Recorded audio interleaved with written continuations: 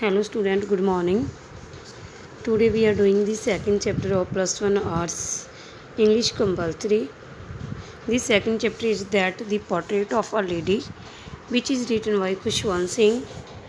Khushwant Singh is the writer of this chapter and he writes his autobiography and written by his grandmother. Now we are reading the detailed summary. Khushwant Singh draw here an interesting portrait of his grandmother.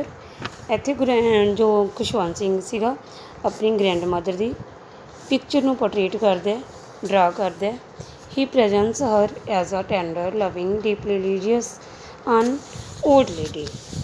ਉਹ ਕੀ ਸੀਗੀ ਖੁਸ਼ਵੰਤ ਸਿੰਘ ਲਈ ਇੱਕ ਤੋਹਫਾ ਸੀਗੀ, tender soft ਸੀਗੀ, loving ਸੀਗੀ, ਡੂੰਘੇ ਧਾਰਮਿਕ ਵਿਚਾਰਾਂ ਵਾਲੀ deeply religious and old lady ਸੀਗੀ।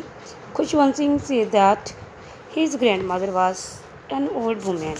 ਖੁਸ਼ਵੰਤ ਸਿੰਘ ਹੇਅਰ ਇੱਥੇ ਕੀ ਕਹਿ ਰਿਹਾ ਕਿ ਮੇਰੇ ਜੋ ਗ੍ਰੈਂਡਮਦਰ ਸੀਗੇ ਉਹ ਕੀ ਸੀਗੇ, ਬਹੁਤ ਹੀ ਓਲਡ ਵੂਮੈਨ ਸੀਗੀ। she was so old, ਇੰਨੀ ਜ਼ਿਆਦਾ ਬੁੱਢੀ ਸੀ and her face was so wrinkled that it was difficult to believe। ਇਹ ਵਿਸ਼ਵਾਸ ਕਰਨਾ ਮੁਸ਼ਕਿਲ ਸੀ।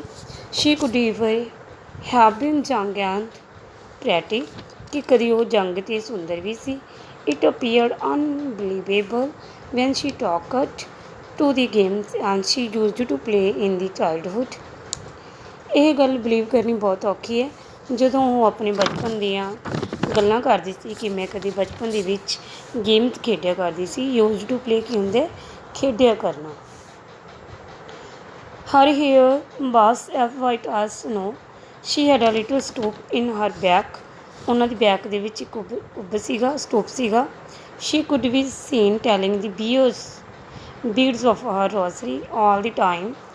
ਉਹਨਾਂ ਦੇ ਹੱਥਾਂ ਦੇ ਵਿੱਚ ਇੱਕ ਮਾਲਾ ਹੁੰਦੀ ਸੀਗੀ ਬੀਡਸ ਦੀ ਬਣੀ ਹੋਈ, ਹਰ time all the time. The ਅਥਰ say that Shri was like the painter landscape ਇਨ ਦੀ ਮਾਊਂਟਨਸ।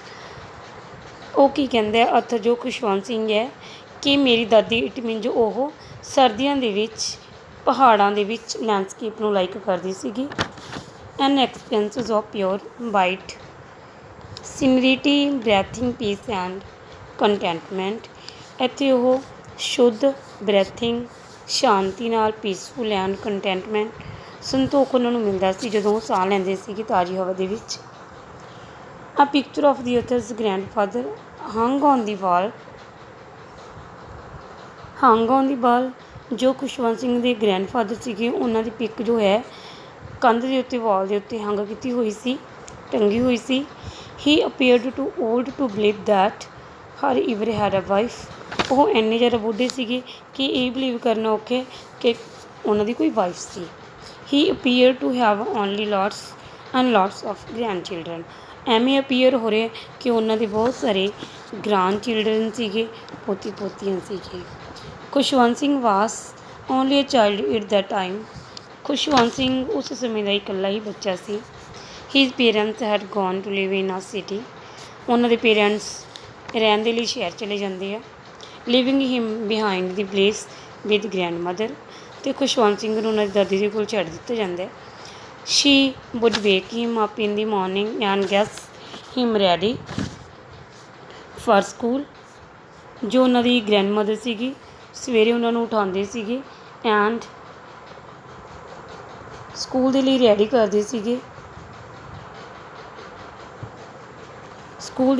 ਕਰਦੇ ਸੀ।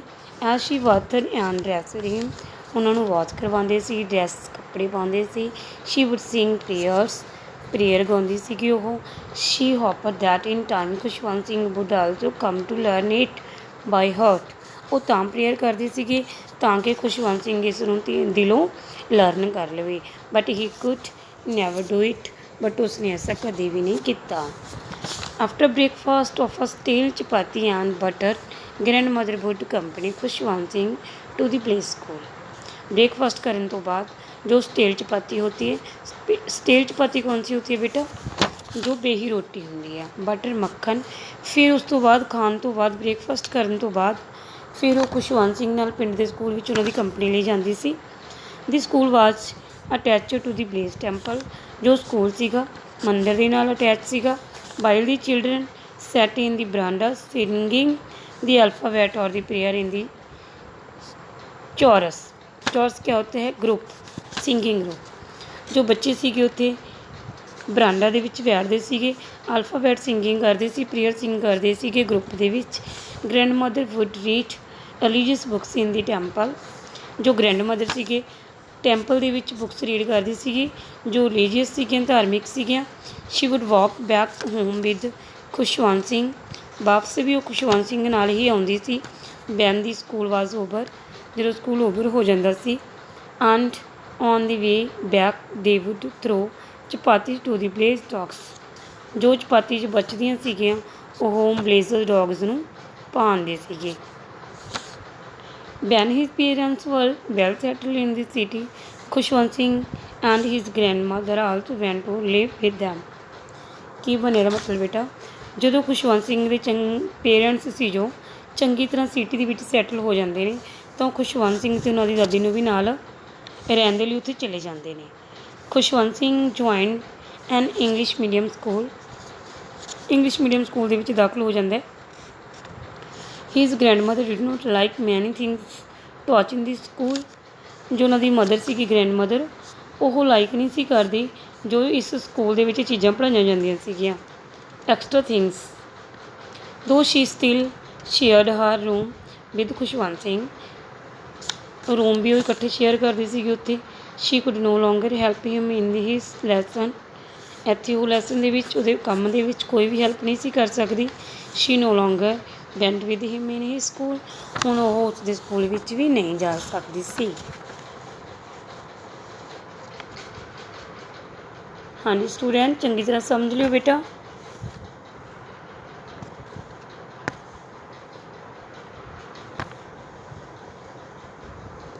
Now we are reading the passages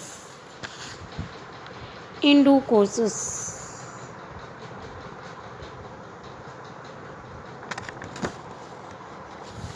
hello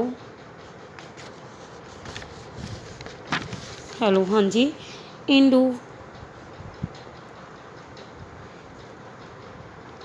courses Khushwant Singh went up to the university. after this Khushwant Singh university ਚਲਾ ਜਾਂਦਾ ਪੜ੍ਹਨ ਦੇ ਲਈ, ਕੋਰਸਿਸ ਦੇ ਲਈ। He was then given a room of his own and thus the common link of friendship between them now snapped completely. ਹੁਣ ਉਹਨਾਂ ਦੇ ਰੂਮ ਵੀ ਅਲੱਗ-ਅਲੱਗ ਸੀਗੇ, ਕਾਮਨ ਲਿੰਕ ਹੀ ਉਹਨਾਂ ਦੇ ਵਿੱਚ ਫਰੈਂਡਸ਼ਿਪ ਦੇ ਵਿੱਚ ਰਹਿ ਗਿਆ ਸੀ ਜੋ ਕੰਪਲੀਟਲੀ ਟੁੱਟ ਚੁੱਕਿਆ ਸੀ ਬਾਕੀ ਸਾਰਾ ਕੁਛ। Grandmother began to pass her time at the spinning wheel from sunrise to sunset.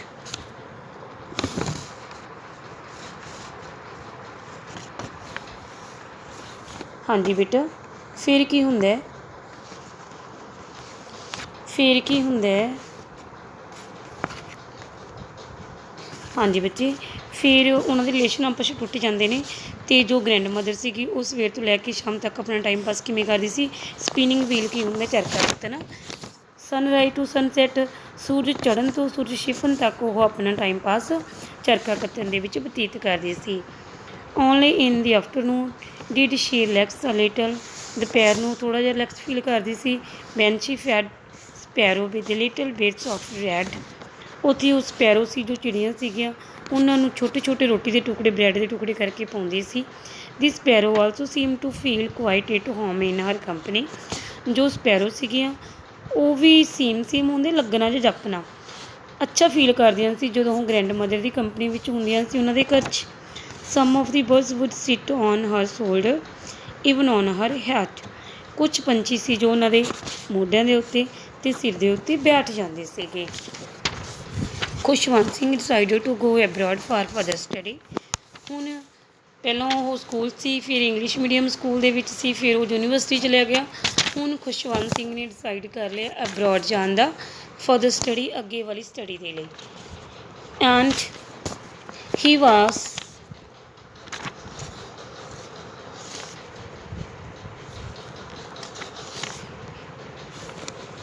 was to be away for 5 years। 5 ਸਾਲ ਉਹ ਦੂਰ ਰਹਿੰਦਾ ਹੈ।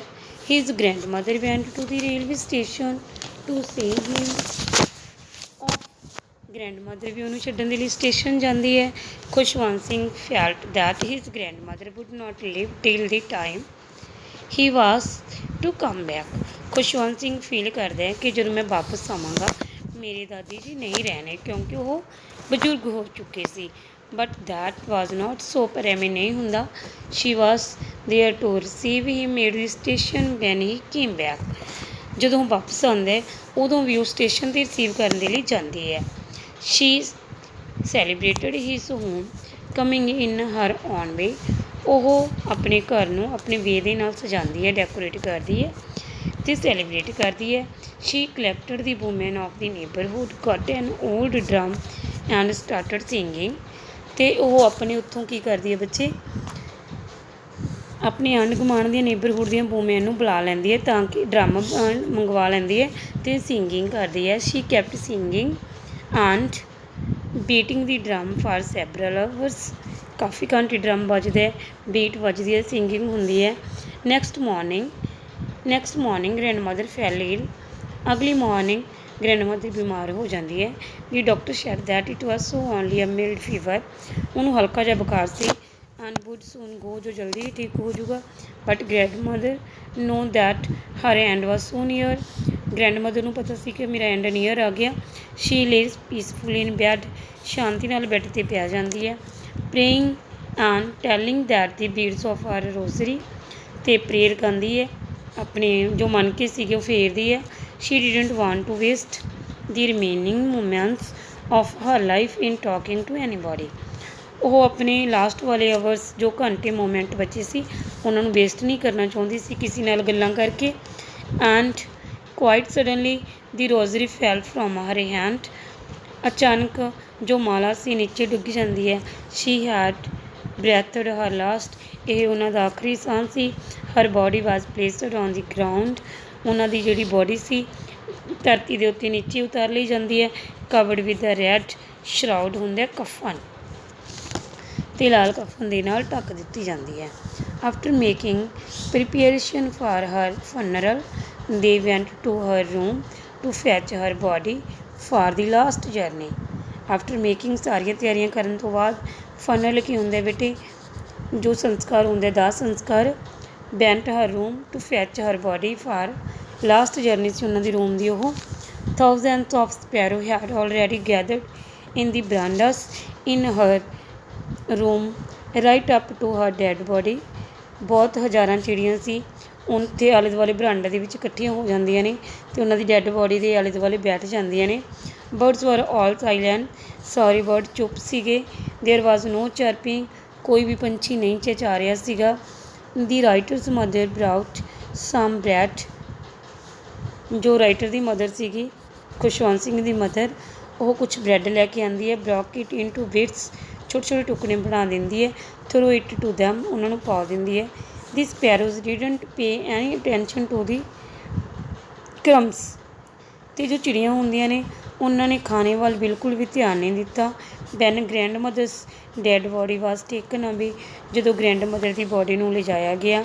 ਦੀ ਸਪੈਰੋ ਫਲਿਊ ਅਵੇ ਕੁਆਇਟਲੀ। ਸ਼ਾਂਤੀ ਦੇ ਨਾਲ ਜੋ ਚਿੜੀਆਂ ਹੁੰਦੀਆਂ ਨੇ ਉੱਡ ਜਾਂਦੀਆਂ ਨੇ without taking feed. So this is a good chapter of Khushwant Singh grandmother. Now we are doing the long questions of this chapter. Firstly we will do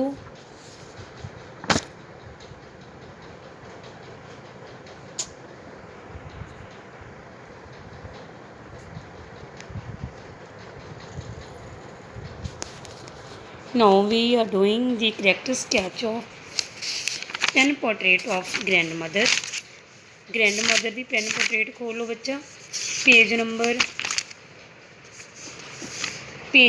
28 ਤੇ। ਦੀ ਅਥਰਸ grandmother was very old. Her face was a criss-cross of wrinkles. She was fat, had a little stoop. stoop ਕੀ ਹੁੰਦੇ ਬੇਟੇ? ਕੁੱਬ। ਉਹਨਾਂ ਦੇ ਪੇਟ ਦੇ back ਦੇ ਵਿੱਚ ਕੁੱਬ ਸੀਗਾ। and she was so old that she couldn't have looked older. ਉਹ ਬਹੁਤ ਜ਼ਿਆਦਾ ਬੁੱਢੀ ਸੀਗੀ ਅਤੇ ਉਹ ਬੁੱਢੀ ਦਿਖਾਈ ਨਹੀਂ ਦੇ ਰਹੀ ਸੀ। ਦੀ ਅਥਰ had lived with her to 20 years. ਹੱਥ ਉਹਨਾਂ ਨਾਲ ਪਿਛਲੇ 20 ਸਾਲਾਂ ਤੋਂ ਰਹਿ ਰਿਹਾ ਸੀ। She had always looked the same, 20 ਸਾਲਾਂ ਤੋਂ ਹੀ ਸੇਮ ਦਿਖਾਈ ਦੇ ਰਹੀ ਸੀ। It was difficult to imagine that she had ever been young and pretty. ਇਹ ਬਿਲੀਵ ਕਰਨਾ ਔਖਾ ਸੀ ਕਿ ਕਦੇ ਉਹ ਪ੍ਰੈਟੀ ਤੇ ਯੰਗ ਸੀ। But in spite of being so old she looked very attractive. In spite ਇਸ ਦੇ ਬਾਵਜੂਦ ਵੀ ਉਹ ਬੁੱਢੀ ਸੀ ਪਰ ਫਿਰ ਵੀ ਅਟਰੈਕਟਿਵ ਸੀ, ਆਕਰਸ਼ਿਤ ਸੀ। She was dignified in her looks and ਹਾਵਿਸ। ਅੱਛੀ ਸੀ ਆਪਣੀ ਹਾਵਿਟ ਅਤੇ ਲੁੱਕ ਦੇ ਵਿੱਚ। She was deeply religious. She spent most of her time seeing prayers and telling the beads. She was fond of reading the scriptures also. ਧਾਰਮਿਕ ਵਿਚਾਰਾਂ ਵਾਲੀ ਸੀ। ਉਹਨਾਂ ਨੂੰ ਜ਼ਿਆਦਾ ਟਾਈਮ ਜਿਹੜਾ ਹੈਗਾ ਆਪਣੇ ਧਾਰਮਿਕ ਵਿਚਾਰਾਂ 'ਚ ਪ੍ਰੇਅਰ ਦੇ ਵਿੱਚ ਸਪੈਂਡ ਕਰਦੀ ਸੀ। She had a kind hearted, ਦਿਆਲੂ ਸੀ। She took great delight in feeding dogs and little boys. ਉਹ ਬਹੁਤ ਖੁਸ਼ੀ ਫੀਲ ਕਰਦੀ ਸੀ ਜਦੋਂ ਉਹ ਡੌਗਸ ਨੂੰ ਫੀਡ ਦਿੰਦੀ ਸੀ ਅਤੇ ਛੋਟੇ ਛੋਟੇ ਪੰਛੀਆਂ ਨੂੰ। ਸ਼ੀ ਹਾਰ ਡਰੈਸਡ ਇਨ ਸਪੋਟਲੈਸ ਵਾਈਟ। ਉਹ ਵਾਈਟ ਕੱਪੜੇ ਪਹਿਨਦੀ ਸੀ। ਇਨ ਹਰ ਸੋਲ ਆਲਸੋ ਸ਼ੀ ਵਾਜ਼ ਸਪੋਟਲੈਸ। ਜੋ ਉਹਨਾਂ ਦੀ ਆਤਮਾ ਸੀ ਉਹ ਵੀ ਸਪੋਟਲੈਸ ਸੀ, ਜਿੱਤੇ ਕੋਈ ਵੀ ਦਾਗ ਨਹੀਂ ਸੀਗਾ। ਹਰ ਇਨਰ ਪਿਓਰਟੀ ਲੈਂਟ ਹਰ ਸਪਿਰਿਚੁਅਲ ਪੀਸ। ਸਪਿਰਿਚੁਅਲ ਪੀਸ ਕੀ ਹੁੰਦੀ ਹੈ ਬੇਟੇ? ਅਧਿਆਤਮਿਕ ਸ਼ਾਂਤੀ। ਉਹਨਾਂ ਦੀ ਜਿਹੜੀ ਇਨਰ ਪਿਓਰਟੀ ਸੀ, ਅੰਦਰੂਨੀ ਜਿਹੜੀ ਸ਼ੁੱਧਤਾ ਸੀਗੀ, ਉਹ ਕੀ ਸੀਗੀ? ਅਧਿਆਤਮਿਕ ਸ਼ਾਂਤੀ ਮਿਲਦੀ ਸੀ ਉਹਨਾਂ ਨੂੰ। ਲਾਈਕ ਆਲ ਪਿਓਰ ਸੋਲਸ, ਦੂਸਰੀਆਂ ਆਤਮਾਵਾਂ ਦੇ ਵਾਂਗੂ ਜਿਹੜੀ ਉਹਦੀ ਆਤਮਾ ਸੀ ਸ਼ੁੱਧ ਸੀਗੀ। ਗ੍ਰੈਂਡ ਮਦਰ ਨੂੰ when her end was so near. Grandmother ਨੂੰ ਪਤਾ ਚੱਲਦਾ ਕਿ ਮੇਰਾ ਐਂਡ ਨੀਅਰ ਆ ਗਿਆ। She refuses to talk to anybody. ਸਾਰਿਆਂ ਨਾਲ ਗੱਲਾਂ ਕਰਨਾ ਬੰਦ ਕਰ ਦਿੰਦੀ ਹੈ। She kept saying prayer and telling the beads till Har and. ਅਤੇ ਆਪਣੀ ਐਂਡ ਤੱਕ ਕੀ ਕਰਦੀ ਹੈ? ਪ੍ਰੇਅਰ ਕਰਦੀ ਹੈ and beads and the beads. ਅਤੇ ਲਾਸਟ ਤੱਕ ਆਪਣੀ ਮਾਲਾ ਕੀ ਕਰਦੀ ਹੈ? ਫੇਰਦੀ ਹੈ। After this now we are doing the religious woman ਕਿਵੇਂ ਸੀ? Page number 29, question number 3। What gives you impression that grandmother in the portrait of a lady was a religious woman? ਕਿਵੇਂ ਉਹ ਧਾਰਮਿਕ ਵਿਚਾਰਾਂ ਵਾਲੀ ਸੀ? ਇਸ ਕੁਐਸਚਨ ਨੂੰ ਆਪਾਂ ਨੇ ਕਰਨਾ ਥਰਡ ਨੂੰ। ਆਫਟਰ ਦਿਸ ਤੁਸੀਂ ਬੇਟੇ ਓਬਜੈਕਟਿਵ ਟਾਈਪ ਕਰਨੇ ਹੈ। ਜੋ ਤੁਹਾਡੇ ਇਸ ਚੈਪਟਰ ਦੇ ਸ਼ਾਰਟ ਹੋਣਗੇ ਉਹ ਮੈਂ ਤੁਹਾਨੂੰ ਟਿਕਸ ਲਗਵਾ ਦਿੰਦੀ ਹਾਂ। ਬਿਲਕੁਲ ਈਜ਼ੀ ਟਾਈਪ ਹੋਣਗੇ ਜੋ ਮੈਂ ਤੁਹਾਨੂੰ ਸੈਂਡ ਕਰਕੇ ਆਡੀਓ ਕਲਿੱਪਸ ਦੇ ਰਾਹੀਂ ਰੀਡ ਕਰਵਾ ਦੂੰਗੀ। The author's grandmother was a deeply religious lady. She spent most of her time saying prayers and telling beads. She was fond of reading the scriptures also. ਉਹਨਾਂ ਨੂੰ ਧਾਰਮਿਕ ਕਿਤਾਬਾਂ ਪੜ੍ਹਨ ਦਾ ਸ਼ੌਂਕ ਸੀਗਾ। ਧਾਰਮਿਕ ਗ੍ਰੰਥ ਹੁੰਦੇ ਸੀ ਜੋ। And she would spend all day in the Gurdwara of the place. When the author was sent an English school, she was unhappy because children were not given any religious education there. It means ਜਦੋਂ ਉਹਨਾਂ ਨੂੰ English medium school ਦੇ ਵਿੱਚ ਪਾਇਆ ਜਾਂਦਾ ਹੈ ਤਾਂ ਉਹ ਅਨਹੈਪੀ ਹੁੰਦੀ ਹੈ, ਖੁਸ਼ ਨਹੀਂ ਹੁੰਦੀ, ਕਿਉਂਕਿ ਇੱਥੇ ਉਸ ਸਕੂਲ ਦੇ ਵਿੱਚ ਕੋਈ ਵੀ ਧਾਰਮਿਕ ਐਜੂਕੇਸ਼ਨ ਨਹੀਂ ਦਿੱਤੀ ਜਾ ਰਹੀ ਸੀ। It was because of religious nature that she fed birds and animals. ਉਹ ਪੰਛੀਆਂ ਨੂੰ, ਜਾਨਵਰਾਂ ਨੂੰ ਫੀਡ ਦਿੰਦੀ ਸੀ ਆਪਣੇ ਰਿਲੀਜੀਅਸ ਨੇਚਰ ਕਰਕੇ। Her inner peace was also because of this. ਉਹਨਾਂ ਦੀ ਜਿਹੜੀ ਅੰਦਰੂਨੀ ਸ਼ਕਤੀ ਸੀ ਉਹ ਵੀ ਇਸੇ ਕਰਕੇ ਸੀ। She remained calm and show no emotion when the author felt left for abroad for 5 years। ਜਦੋਂ ਉਹਨਾਂ ਦਾ ਪੋਤਾ ਜੋ ਖੁਸ਼ਵੰਤ ਸਿੰਘ ਸੀ ਅਬਰੋਡ ਸਟੱਡੀ ਦੇ ਲਈ ਜਾਂਦਾ ਹੈ ਤਾਂ ਉਹ ਕੀ ਹੁੰਦਾ? ਨੋ ਇਮੋਸ਼ਨ, ਕੋਈ ਵੀ ਇਮੋਸ਼ਨ ਸ਼ੋ ਨਹੀਂ ਕਰਦੀ। Like all great persons of religion she know when her end was near. ਜਿਵੇਂ ਧਾਰਮਿਕ ਇਨਸਾਨ ਹੁੰਦੇ ਨੇ ਉਸ ਨੂੰ ਵੀ ਆਪਣਾ ਐਂਡ ਪਤਾ ਚੱਲ ਜਾਂਦਾ ਹੈ। And now she didn't want to waste her little time in talking to anyone. ਆਪਣਾ ਟਾਈਮ ਵੇਸਟ ਨਹੀਂ ਕਰਨਾ ਚਾਹੁੰਦੀ ਕਿਸੇ ਨਾਲ ਵੀ ਗੱਲਾਂ ਕਰਕੇ। She kept saying prayer and telling the beads till her last death. ਆਪਣੀ ਲਾਸਟ ਸਾਹ ਤੱਕ ਉਹ ਪ੍ਰੇਅਰ ਕਰਦੀ ਹੈ ਐਂਡ ਆਪਣੀ ਮਾਲਾ ਜਪਦੀ ਹੈ, ਮਾਲਾ ਫੇਰਦੀ ਹੈ। ਥੈਂਕ ਯੂ ਬੇਟਾ। After this you will do the objective type questions and short tick करो बच्चा, जो तुहानू पिक भी सेंड की जाऊगी। फर्स्ट क्वेश्चन उन्होंने डेली रूटीन की सी। सैकेंड क्वेश्चन उन्होंने फ्रेंडशिप खुशवंत सिंह की friendship. Second question page number 25 किमें टर्निंग पॉइंट की मोड़ आंदे उन्होंने लाइफ के विच। 3 कंपेयर करनी है ब्लेज स्कूल दे विच एजुकेशन कैसी सी, सिटी स्कूल दे विच एजुकेशन किमें दी सी। ब्लेज स्कूल दे विच रिलीजियस एजुकेशन प्रोवाइड हुंदी सी, बट जो सिटी स्कूल एजुकेशन सी वो इंग्लिश मीडियम सी, उत्थे कोई भी रिलीजियस एजुकेशन नहीं दिती जाती सी। फोर्थ क्वेश्चन उन्हां दा सब तो हैप्पीएस्ट मोमेंट किहड़ा सी डे दे विच, किहड़ा मोमेंट सी जदों पंछियां नूं खाना पाउंदी सी। हाँ जी बच्चे, अगे तुसी क्वेश्चन करने हैं। 12 but was the grandmother daily routine in the city. City दे विच उन्होंने डेली रूटीन की सी राजे। डेली रूटीन मतलब सवेर तो शाम तक वो चरखा कतदी सी ते फिर पंछियां नूं, चिड़ियां नूं, डॉग्स नूं फीड दिंदी सीगी ते कुछ टाइम गुरुद्वारे दे विच जांदी सीगी। जो पेन पोर्ट्रेट है उहदा असीं बेटे लॉन्ग क्वेश्चन कर चुके हैं। लॉन्ग क्वेश्चन कित्थे सीगा ये, लॉन्ग क्वेश्चन कित्थे सीगा ये पेज नंबर 28 ते लॉन्ग किहड़ा फर्स्ट एंड 3। ये सारा चैप्टर डन हो चुके हैं तो तुसीं इहदे ऑब्जेक्टिव टाइप कर लेने ने। जो भी क्वेश्चन किसी नूं समझ नहीं आंदा वो परसनली बेटे